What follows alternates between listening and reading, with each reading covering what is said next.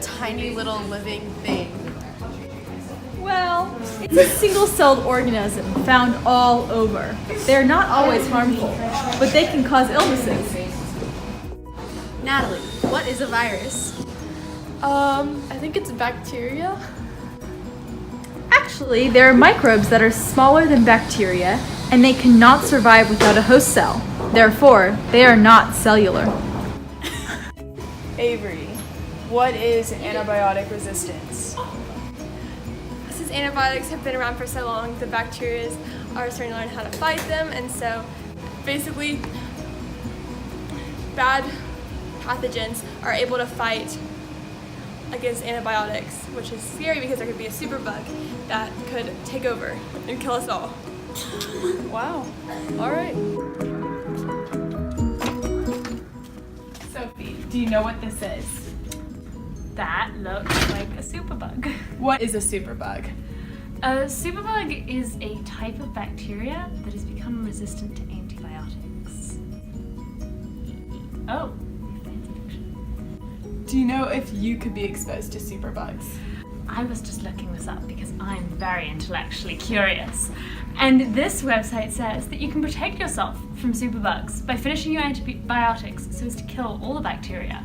They won't be able to survive the drug, develop resistance to antibiotics, and multiply. And you should also not take antibiotics if it's not necessary. Wow, impressive. Thank you. Why is antibiotic resistance one of the biggest threats to global health? I don't know. Well, I can tell you that. Everyone is at risk. It occurs naturally, but the overuse of antibiotics exacerbates the problem. In countries without standard treatment guidelines, antibiotics are often overprescribed by health workers and veterinarians and overused by the public. Many diseases such as TB that have been relatively easy to treat in the past are becoming harder to treat because of the antibiotic resistance. We are heading to a post-antibiotic era when common diseases and infections can be deadly again. Thank you.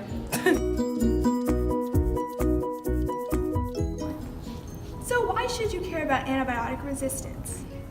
Because if drugs are antibiotic resistant, then it means that we can't treat diseases and we have to come up with new antibiotics to treat them, which is like expensive and time consuming. That's right. Antibiotic resistance has spread around the world, and it's making some diseases such as meningitis and pneumonia more difficult to treat. You might need stronger, more expensive drugs, or you might have to take them longer. You also might not get as well as quickly, or you could develop other health issues. So, when should you not take antibiotics? When you're not sick. That's right. But additionally, you shouldn't take antibiotics to fight viral or fungal infections. Antibiotics specifically target bacterial infections and won't be effective against viral infections like the common flu, colds, or even Ebola. Inappropriate or excessive use of antibiotics also allows for an increase in antibiotic resistance. Only take antibiotics prescribed by your doctor and never share your antibiotics. How do bacteria develop resistance to antibiotics?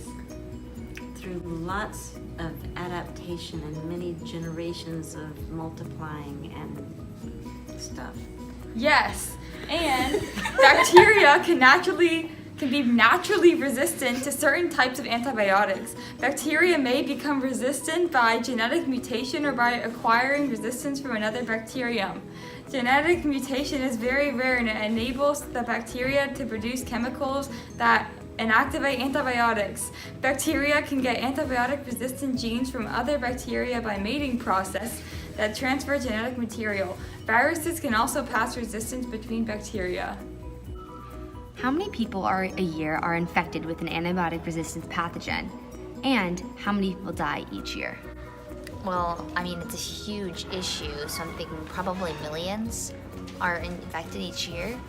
And die, I think 22,000. Well, you're actually not that off. Antibiotic resistance and new resistance mechanisms are emerging at dangerous rates, and they're spreading globally. This threatens our ability to treat even common infections and diseases we could earlier have treated. Now, today, 2 million new cases occur each year, with at least 23,000 people dying each year. Say, do you know which well-known bacteria have developed resistance to antibiotics worldwide? I do not.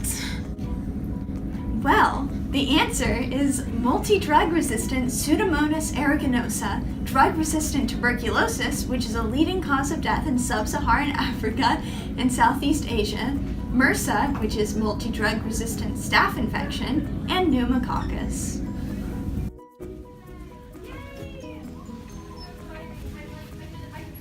Swiler, what are ways you can prevent antibiotic resistance in humans? I think I've got some herbs in my garden that work pretty well. You can prevent antibiotic resistance by using antibiotics when prescribed by a certified health professional and always following their advice when using antibiotics, as well as never sharing or using leftover antibiotics. And also, don't ever skip doses and always finish your rounds. Who was Paul Farmer and what has his impact on public health? Paul Farmer wrote the book Mountains Beyond Mountains, which I give to a lot of graduates from Hockaday. The last 8 years, I probably have given the book out 22 times for students who are interested. Paul Farmer started the clinics that are in Africa, in the Congo, I think is where it all started, possibly, or near Rwanda. I'm trying to remember where the location was. But he started clinics that helped serve people who weren't being served. He kind of like is the reason Doctors Without Borders is taken flight, and all of these programs since then I think have erupted because of his leadership. Okay, thank you. I'm such a good person to ask.